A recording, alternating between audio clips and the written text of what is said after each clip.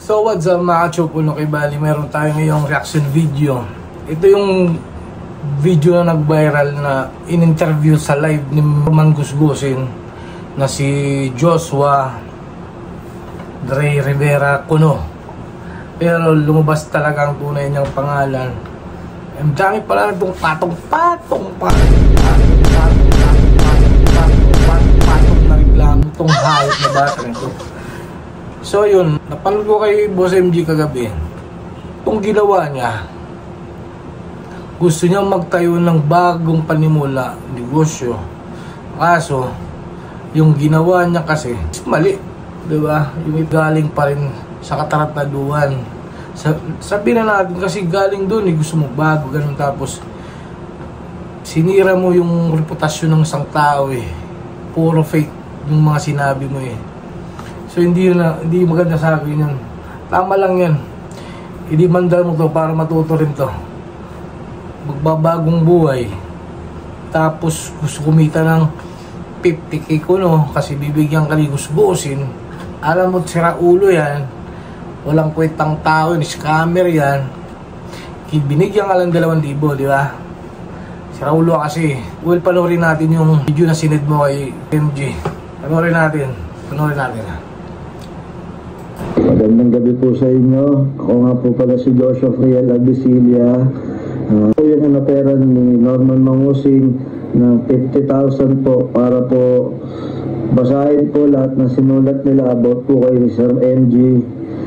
Nandun po ako noon sa motor shop po, malapit po sa subdivision nila, na naghahanap po sila ng mga tao. Sakto po, nung paglabas ko po ng motor shop at mananangalian na po ako, makita po nila ako, tinanong po nila ang gusto ko daw po ng 50,000, ibigyan daw po nila ako. Tinanong ko po anong gagawin ko. Sabi po nila, babasahin ko lang daw po yung mga sinulat po nila na script para po sabihin kay Sir MG habang binibidyoan po nila ako. So lumalabas dito mga Chopol, yung mga pinagsasabi pala nitong batang ito scripted lang pala. Ang damay na linaglag pa. Nilaglag siya. Play natin.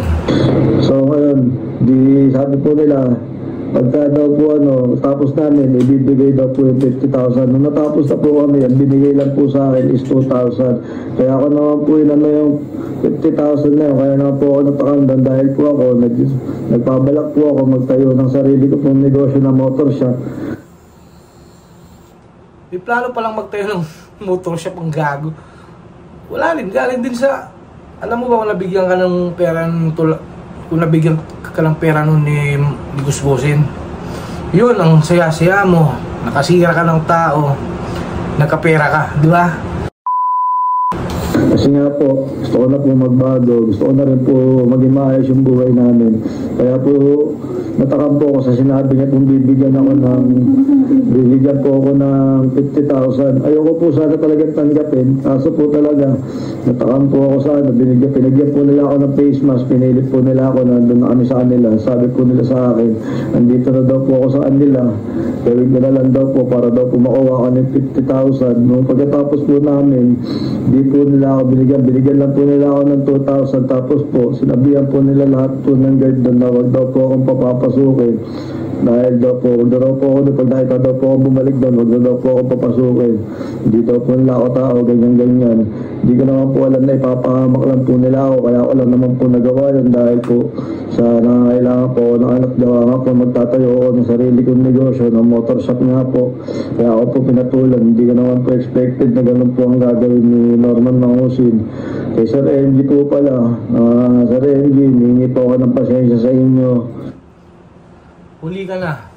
Nakapag-file na ng kaso si Itong una pa lang, inisip mo na yun na magkakapera ka tapos sisiraan mo isang tao sa mali, di ba?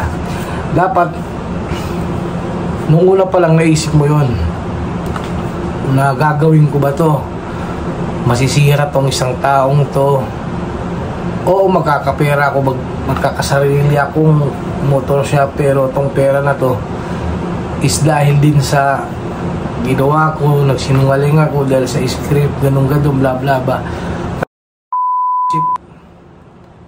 wala. Pagbabayaran mo yan.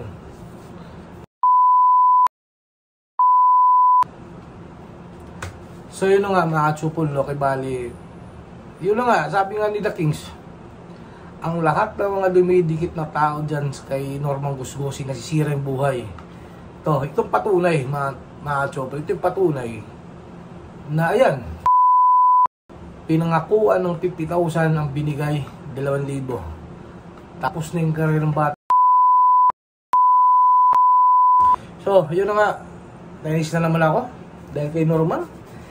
Imbis tumatawa na ako dahil okay na eh. Tapos doon na naman, may nadamay na naman tangina talaga to.